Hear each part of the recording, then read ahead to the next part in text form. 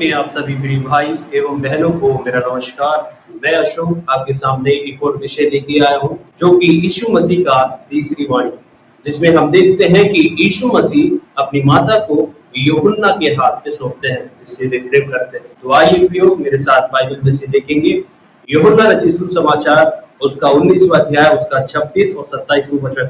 यहाँ पर लिखा है प्रियो, यीशु ने अपनी माता और उस चेले को जिससे वह प्रेम रखता था पास खड़े देखकर अपनी माता से कहा, हे नारी, देख यह तेरा पुत्र है। 27वां वचन। तब उस चेले से कहा, यह तेरी माता है, और उसी समय से वह चेला उसे अपने घर ले गया। तो प्रियो यहाँ पर हम देखते हैं कि यीशु मसीह अपनी माता को यूहन्ना के हाथ में सौंपते हैं और वह चेला उस माता को अपने यहाँ ले जाता है। तो मतलब प्रियो यीशु मसीह एक जिम्मेदारी निभा रहे हैं, वो भी अपनी माता को यूहन्ना के हाथ में सौंपते हैं। तो ऐसी कौन सी समस्या या फिर ऐसी कौन सी बाधाएं उनके जीवन में आया कि यीशु मसीह अपनी माता को यूहन्ना के हाथ में सौंप रहे हैं। तो आइए बाइबल हमें क्या सिखाती है, बाइबल में से हम देखेंगे। तो सर्वप्रथम मैं माता मरियम का कुछ परिचय आप लोगों को बताना चाहता हूँ। हम जानते हैं कि परमेश्वर ने इस जगत से बहुत प्रेम किया। उत्पत्ति से लोग बुराई में डूबे हुए थे और पाप हम पे राज कर रहा है। कोई मुक्ति दिलाने वाला या फिर हमें आजादी देने वाला कोई इस धरती पे नहीं, ऐसा कोई मनुष्य नहीं, क्योंकि कोई धर्मी नहीं, एक भी नहीं।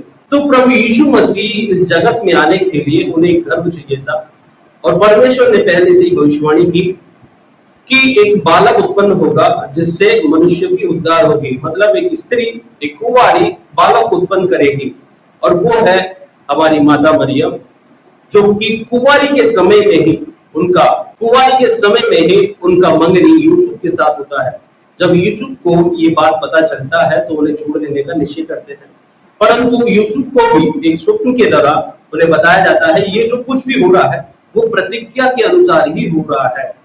तब यूसुफ धर्मी होने के कारण उस माता मरियम को स्वीकार कर लेते हैं। और हम देखते हैं कि यीशु मसीह जब से उनके गर्भ में आते हैं उन्हें जगह भी नहीं मिलती है और यीशु मसीह को एक पशुशाला में, चरनी में रखा जाता है। बहुत ही दुख और कष्टों के साथ उनका जीवन यापन होता है और आखिरकार यीशु मसीह का जन्म होता है।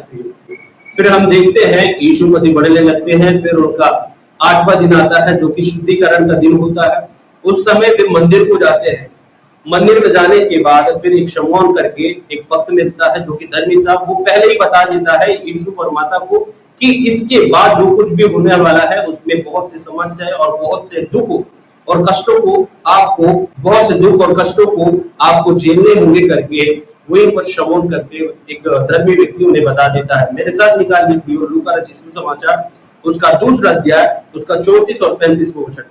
यहाँ पर लिखा है, तब शमौन ने उनको आशीष देकर उसकी माता मरियम से कहा, देख वहां तो इजराइल में बहुतों को गिरने और उठने के लिए और एक ऐसा चिन्ह होने के लिए ठहराया गया है जिसके विरोध में बातें की जाएगी, वरन तेरा प्राण भी तलवार से बार बार छिद जाएगा।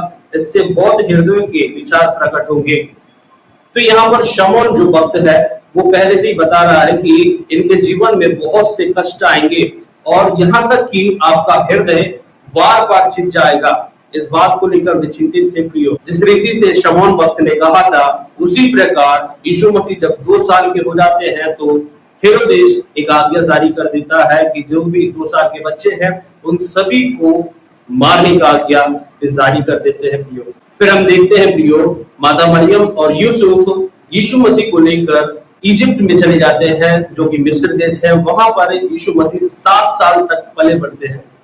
फिर उसके बाद वे फिर वहां से हेरोदेस के मरने के बाद फिर लौट आते हैं और गलील प्रांत में नासरत के एक गांव में फिर अपना जीवन यापन करने लगते हैं प्रियो। और इस रीति से वे आगे बढ़ते रहते हैं। फिर इसके बाद माता मरियम के जीवन में एक बहुत बड़ी समस्या आती है प्रियो, वो है यूसुफ के विषय में। क्योंकि बाइबल में हम देखते हैं यीशु मसीह जब 12 वर्ष के होते हैं वे आराधना ले जाते हैं ताकि पर्व मनाएं। वहां पर हम देखते हैं कि यूसुफ और उनके कुटुंबी यीशु मसीह को ढूंढते हैं।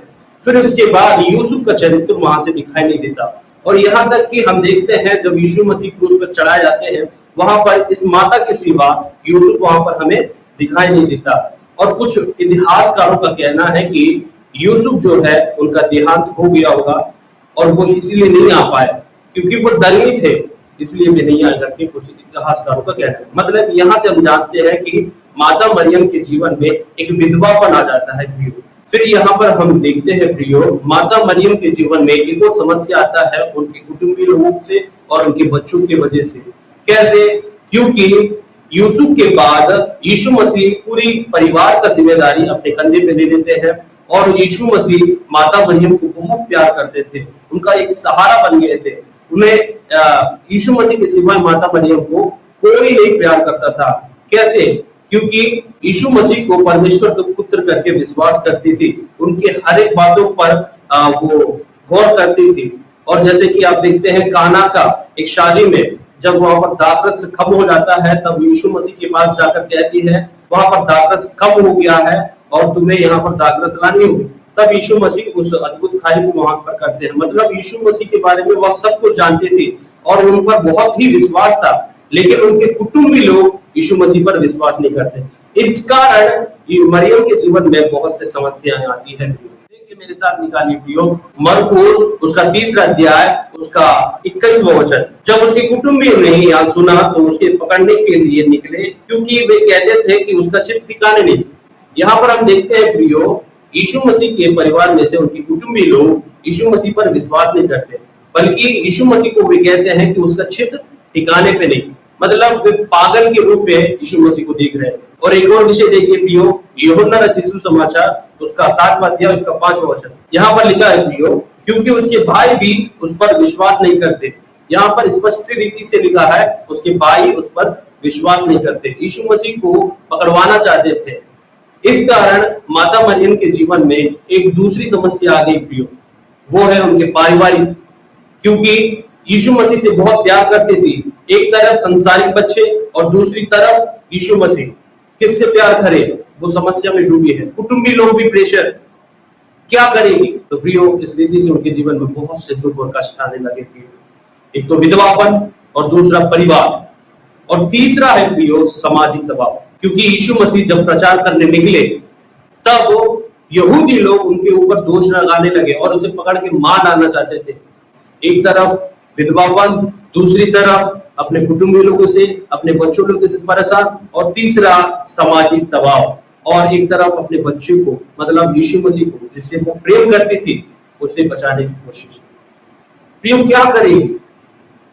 यीशु मसीह को मुकदमा में ले गया, एक शपथ पत्र बनाया गया, लोग चिल्ला चिल्लाकर आखिरकार चिल्लाना ही प्रबल हुआ और यीशु मसीह को क्रूस पर मरण दंड देने का एक आज्ञा जारी किया गया। आखिरकार पिलातुस आज्ञा कर देता है कि यीशु मसीह को क्रूस पर चढ़ाया जाए।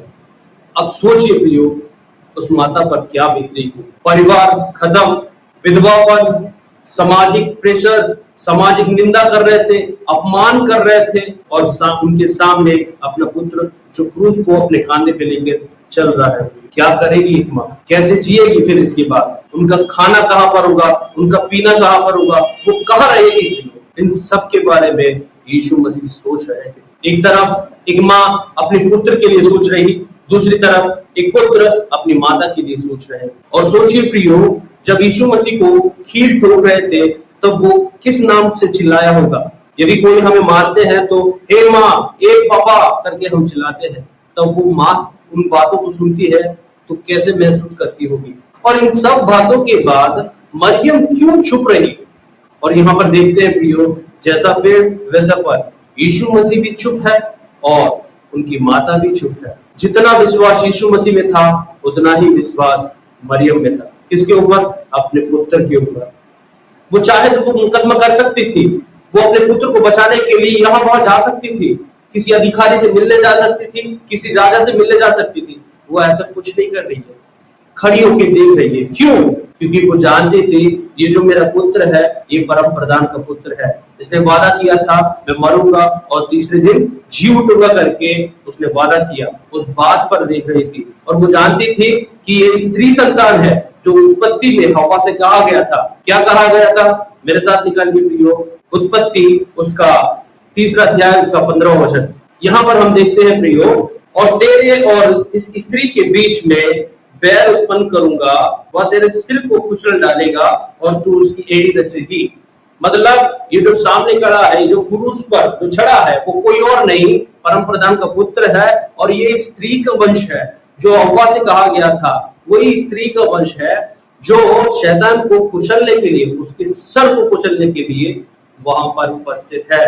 और ये मरियम जानती थी कि यीशु मसीह जो क्रूस पर चढ़ा है वो मामूली नहीं, वो खड़े खड़े देखना चाहती है कि शैतान का सर कैसे मेरा पुत्र कुचल डालेगा। वो मामूली स्त्री नहीं है प्रियो, वो पवित्र कुंवारी और धर्मी स्त्री है प्रियो। इसलिए वो खड़े होकर देख रही थी, इस धरती का उद्धार हो रहा है प्रियो वहां पर। और वो संयम स्त्री है। और बाइबल भी बताती है कि स्त्री कैसे उद्धार पाएगी। मेरे साथ निकालिए प्रियो, पहला तिमोथी उसका दूसरा अध्याय उसका 14 और 15। और आदाम बहकाया ना गया, पर स्त्री बहकावे में आकर अपराधनी हुई। 15 तो भी स्त्री बच्चे जन्मने के दौरान उद्धार पाएगी यदि वह संयम सहित विश्वास, प्रेम और पवित्रता में स्थिर रहे। जिस रीति से मरियम में ये सारे गुण पाए जाते हैं प्रियो, और वो खड़े होकर बड़े धीरज के साथ वो खड़े होकर देख रही थी, संयम साथ, विश्वास के साथ और पवित्रता के साथ वो देख रही थी उस उद्धार के विषय में। मतलब एक स्त्री उद्धार कब पाएगी? बच्चे के जन्म से। और उसने जन्मी एक महान प्रधान परमेश्वर का पुत्र है, और उसी उद्धार के विषय में वो देख रही, उस क्रूस पर उस शैतान को हराने का वो पूरा घटना वो देखना चाहती थी। इसलिए वो चुप है। हमारे जैसे नहीं, हम यदि अपने बच्चों को कोई कुछ कह देता है तो हम रिपोर्ट कर देते हैं, झगड़ा मचा देते हैं। वो ऐसी स्त्री नहीं, झगड़ा करने वाली स्त्री नहीं है प्रियो। वो एक ऐसी स्त्री है जो जगत का उद्धार दिलाने के लिए अपने पुत्र की हर एक समस्या को, सांसों को, वो अंदर अंदर खोखला हो जा रही थी, पर भी संयम के साथ, पवित्रता के साथ, विश्वास के साथ खड़ी होकर उस उद्धार को देख रही है। ऐसी है मरियम, इतनी बड़ी पवित्र स्त्री है मरियम। और एक तरफ यीशु मसीह उस मरते दम भी आखिरी सांस उनकी चल रही थी, एक तरफ एक माँ का सांस थम रही थी अपने बेटे के लिए, और एक तरफ एक बेटा अपनी माँ के लिए उनकी सांसें थम रही थी प्रियो। और यीशु मसीह वहां पर अपनी जिम्मेदारी को नहीं भूले। मेरे जाने के बाद मेरी माता का हाल क्या होगा, उन्हें खाना पीना कौन देगा, वो कहाँ रहेगी, ये सब सोच रहा था प्रभु यीशु मसीह। इसलिए अपनी माता को यूहन्ना के हाथ में सौंपता है प्रियो। वो भी यूहन्ना कौन है प्रियो? यूहन्ना परमेश्वर का एक कलीसिया का विश्वासी है प्रियो। प्रभु यीशु मसीह का बनाया हुआ कलीसिया का एक विश्वासी है प्रियो, जिससे यीशु मसीह प्रेम करता है। यानी कि प्रभु यीशु मसीह अपनी माता को कलीसिया के हाथ में सौंप रहा है। मेरा कहने का मकसद यह है प्रियो, एक शारीरिक माँ थी जो हव्वा थी, और एक दूसरी माता जो उद्धार दिलाने के लिए और कलीसिया की माता बन जाती है। तब से जब से यूहन्ना के हाथ में मरियम को सौंपा जाता है, तब से माता मरियम कलीसिया के लिए माता बन जाती है प्रियो। हम देखते हैं एलिजाबेथ जब मरियम मिलती है तब वो कहती है मेरी प्रभु की माता मेरे घर आई। मतलब प्रभु की माता, और प्रभु की जब माता है तो प्रियो वो हमारी भी माता है। वहां से हम देखते हैं कि प्रेरित लोग मरियम माता को बहुत ही आदर और सम्मान के साथ उनको देखभाल किया करते थे। तो प्रियो इस घटना से हम यही सीखते हैं कि प्रियो जैसी माँ वैसा पुत्र, जैसी माँ वैसी पुत्री। एहेजकेल की पुस्तक में लिखा है प्रियो 16वां अध्याय उसका 44वां वचन में, जैसी माँ वैसा पुत्री। मतलब जैसा पेड़ वैसा फल, जैसा माँ वैसा पुत्र। जैसे मरियम थी वैसे ही पुत्र भी है प्रियो। जैसे मरियम चुप थी यीशु मसीह भी चुप। जैसे मरियम धर्मी थी वैसे ही यीशु मसीह भी धर्मी है।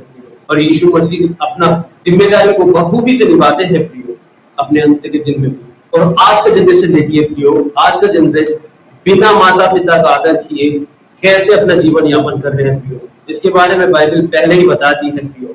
मेरे साथ निकालिए रोमियो उसका पहला अध्याय उसका 29 और 30वां वचन। सो वे सब प्रकार के अधर्म और दुष्टता और लोभ और भेदभाव से भर गए, और डाह और हत्या और झगड़े और छल और ईर्ष्या से भरपूर हो गए, और चुगल को बदनाम करने वाले, परमेश्वर के देखने में घृणित, औरों का अनादर करने वाले, अभिमानी, डिंगमार, बुरी बुरी बातें के बनाने वाले, माता पिता की आज्ञा ना मानने वाले। तो प्रियो यहाँ पर स्पष्ट लिखा है प्रियो, आने वाले दिनों में ऐसे होंगे और उन दिनों में ऐसे लोग हैं प्रियो, लेकिन यीशु मसीह ऐसा नहीं।